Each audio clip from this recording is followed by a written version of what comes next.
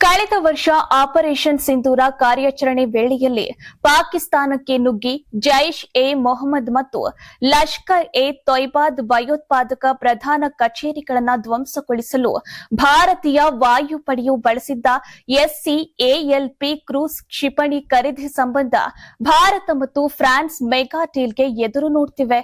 ಗಮನಾರ್ಹ ಸಂಖ್ಯೆಯ SCALP cruise ಕ್ಷಿಪಣಿಗಳನ್ನು ಭಾರತೀಯ ವಾಯುಪಡೆಯು ಫ್ರಾನ್ಸ್ನಿಂದ ಖರೀದಿಸುತ್ತಿದೆ.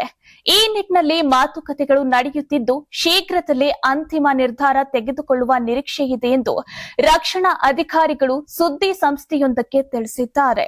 ಪಾಕಿಸ್ತಾನದ ಮುರಿಡ್ಕೆ ಮತ್ತು ಬಹವಲ್ಪುರ್ ಜಿಲ್ಲೆಗಳಲ್ಲಿನ ಭಯೋತ್ಪಾದಕ ಪ್ರಧಾನ ಕಚೇರಿ ಧ್ವಂಸಗೊಳಿಸಲು ಬ್ರಹ್ಮೋಸ್ ಸೂಪರ್ ಸಾನಿಕ್ ಕ್ರೂಸ್ ಕ್ಷಿಪಣಿಗಳೊಂದಿಗೆ SCALP ಕ್ಷಿಪಣಿಗಳನ್ನು ಭಾರತೀಯ ವಾಯುಪಡೆಯು ರಾಫೇಲ್ ಯುದ್ಧ ವಿಮಾನಗಳಿಂದ ಉಡಾಯಿಸಿದ್ದವು.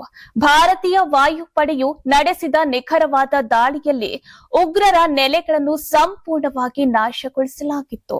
ಆಪರೇಷನ್ ಸಿಂಧೂರ ಕಾರ್ಯಾಚರಣೆಯಲ್ಲಿ ರಫೇಲ್ ಯುದ್ಧ ವಿಮಾನಗಳ ಕಾರ್ಯಕ್ಷಮತೆ ಮತ್ತು ಗಡಿ ಭಾಗದಲ್ಲಿ ಹೆಚ್ಚುತ್ತಿರುವ ಬೆದರಿಕೆಯ ನಂತರ ಭಾರತೀಯ ವಾಯುಪಡೆಯು 114 ರಫೇಲ್ ಯುದ್ಧ ವಿಮಾನಗಳ ಮತ್ತೊಂದು ಸೆಟ್ಗೆ ಆರ್ಡರ್ ಮಾಡಲು ಯೋಜಿಸಿದೆ. ಇದನ್ನು ಮುಂದಿನ ಕೆಲವು ದಿನಗಳಲ್ಲಿ ರಕ್ಷಣಾ ಸ್ವಾಧೀನ ಮಂಡಳಿಯು ಅಂತಿಮಗೊಳಿಸುವ ಸಾಧ್ಯತೆ ಇದೆ. ಮುಂದಿನ ಕೆಲವು ವರ್ಷಗಳಲ್ಲಿ ರಫೇಲ್ ಯುದ್ಧ ವಿಮಾನ ಭಾರತೀಯ ವಾಯುಪಡೆಯ ಮುಖ್ಯ ಆಧಾರವಾಗುವ ಸಾಧ್ಯತೆ ಇದೆ. ಮುಂದಿನ 10 ರಿಂದ 15 ವರ್ಷಗಳಲ್ಲಿ ಸುಮಾರು 200 ರಫೇಲ್ ಯುದ್ಧ ವಿಮಾನ ಇರುವ ನಿರೀಕ್ಷೆ ಇದೆ.